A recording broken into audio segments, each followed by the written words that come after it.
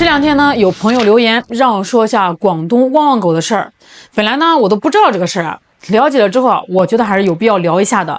事情其实很简单，就是最近广东揭阳几个未成年人伤害流浪狗的事儿，大家应该都是有所耳闻了。反正外网已经是吵翻了天。其实说实话啊，只要是个正常人，了解这个事儿以后呢，内心的愤怒和同理心就会被瞬间点燃。几个10来岁的小孩对无辜的流浪母狗和刚出生的幼犬施暴，甚至使用了易燃物，这放在哪个国家啊，哪个社会啊，都是极其恶劣的公序良俗底线问题。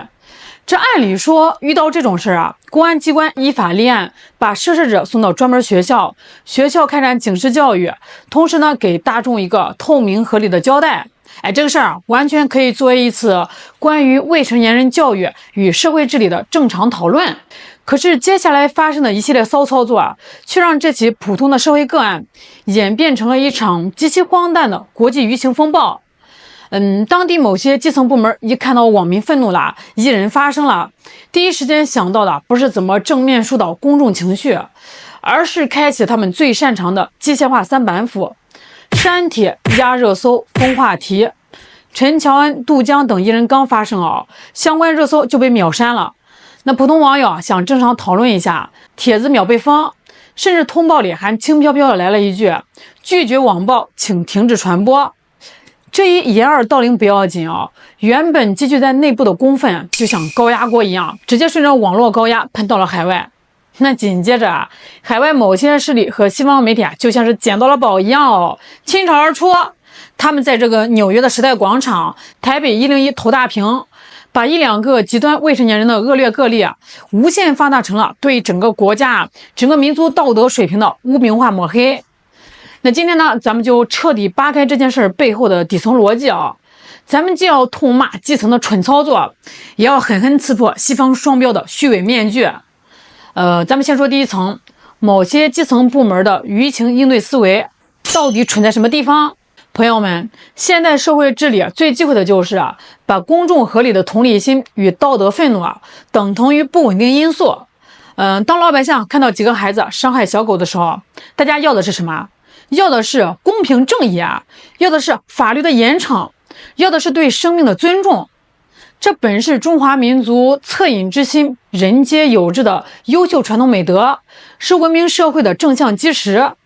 当大众产生这种情绪的时候其实呢是社会公德心在起作用。你如果顺水推舟，及时公布对未成年人的矫正措施，宣导生命教育这本来是可以变成一次极其成功的法治科普。结果呢，某些基层官僚为了图省事儿，为了保住自己的绩效指标，根本就不敢面对公众的合理关切。他们最害怕的就是出热搜，被上级通报。在他们这个思维逻辑里只要网络上悄无声息的，他们的辖区就是平安无事。于是呢，他们就选择了最简单粗暴也最愚蠢的办法，按住不让说。他们就以为只要删帖子把热搜压下去这个事儿就算是平息了。这叫什么呢？这就叫典型的解决不了问题就解决提问题的人。这在政治学上叫触发了塔西佗陷阱。就是说，当公权力失去了信任你无论说什么删什么，大众都会认为你在遮丑。你以为你把国内平台的嘴给捂住了，这事就没了。在这个互联网时代高压水泵压得越狠，水就喷得越远。国内平台的正规渠道被切断了，压抑的民意和滔天的愤怒没有消失只是被搬运到了外网。这直接就给了海外那些早就对咱们虎视眈眈的政治黑公关一个天大的契机人家立马就顺水推舟看这中国人都不关心动物连讨论都不让讨论。这就是典型的基层操作走弯路，外部势力看热闹，最后让整个国家和全民公信力来为他们的惰性买单。那某些基层官僚打着维护稳定的旗号去删帖子，结果呢，却搞出了最大的不稳定把一个原本普通的未成年人犯罪个案，硬生生的炒作成了国际外交舆情。这种治理能力和舆情素养，真该好好拎出来晒晒太阳了。那讲完内部的这本糊涂账咱们不妨客观的看一看，某些西方国家真的像他们宣传的那样子是无懈可击的生命天堂吗？咱们用公开的数据说话啊。官方机构的数据显示，灯塔国每年被记录在案的各类虐宠和动物伤害案件高达数万起啊。那在号称动保立法鼻祖的落日帝国啊，相关保护协会每年接到的举报和求助电话超过100万封，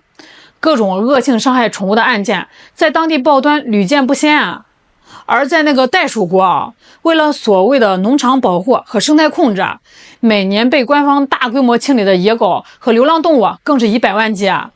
这奇怪的就是这些发生在西方的案例啊，在他们的语境里啊，就是个别反社会人格的法律犯罪，或者是必要的生态治理。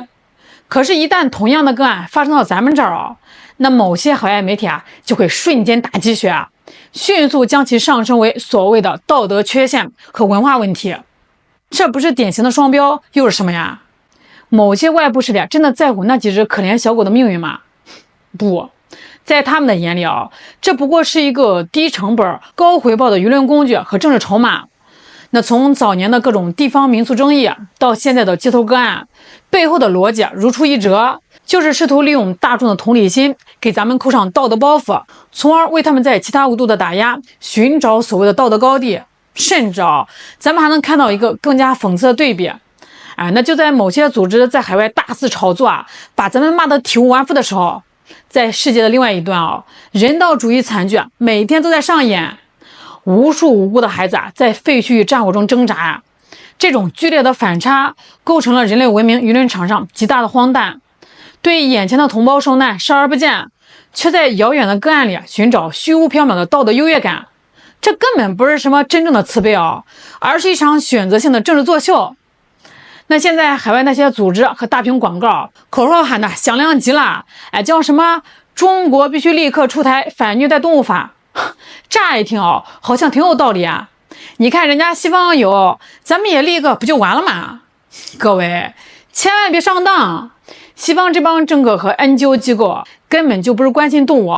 他们是在给咱们挖一个极其阴险的法律舆论陷阱。咱们把背后的逻辑拆开了看，这西方天天炒作中国没有动保法，这就是彻头彻尾的撒谎中国有野生动物保护法、动物防疫法、畜牧法、陆生野生动物保护实施条例，从野生珍稀动物的严厉刑法打击到养殖动物的检疫和规范，中国的法律体系非常完善。西方真正想要的根本不是对野生动物或者经济动物的保护而是要把宠物的法律地位抬高到与人类权利平衡，甚至高于人类社交规则的高度。那如果真按西方的要求，仓促的推出一部专门针对伴侣动物的反虐待动物法，在实际司法操作中就会面临巨大的死结。首先就是定义死结流浪狗伤人算谁的呀？流浪猫破坏生态抓伤儿童，那市民呢进行驱赶和清理算不算虐待呢？还有执法成本死结那在我国很多偏远的乡村和基层连未成年人犯罪家庭纠纷的基层司法资源都是极其紧张的。如果为了一只流浪狗动用警力和司法资源去立法侦查判刑，这不仅是社会资源的极大浪费，那更会造成人权不如狗权的剧烈社会撕裂他们想把这一套建立在西方文化语境下的道德标准强行套在中国这个有着14亿人口、区域发展不平衡的发展中大国头上。今天呢，他们用猫狗逼你立法，明天他们就会用不能吃牛肉、不能用动物做实验来卡你的医药研发和农业发展。这就是典型的道德殖民和法律霸权。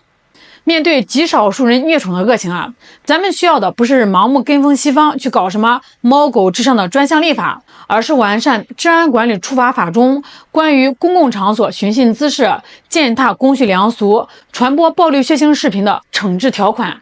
那对于未成年人要严格落实专门学校矫正与监护人责任追踪，用现有的治安与教育法规去惩戒恶行，维护社会的公德心。那聊到最后这件事儿给我们留下的教训是双向的。首先呢是对内，咱们的治理体系必须走向现代化，绝对不能再给掩耳盗铃留空间。那面对社会公序良俗的创伤，依法依规、公开透明才是唯一的正道。未成年人保护法初衷是保护无知犯错的孩子，但也绝不能成为极少数恶劣行为的避风港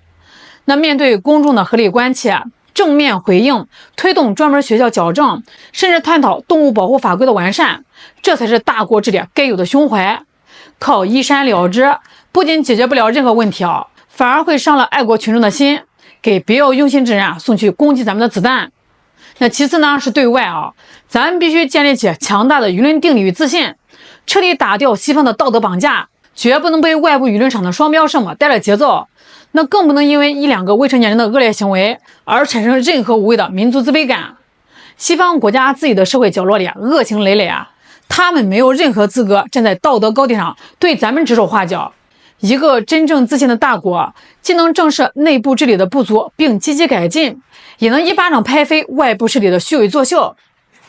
好啦，今天就聊到这儿了。那对于这次揭阳事件中某些基层的操作，以及西方舆论场上的双标表演，你们怎么看呢？欢迎在评论区聊聊。我是小懒，咱们下期再见。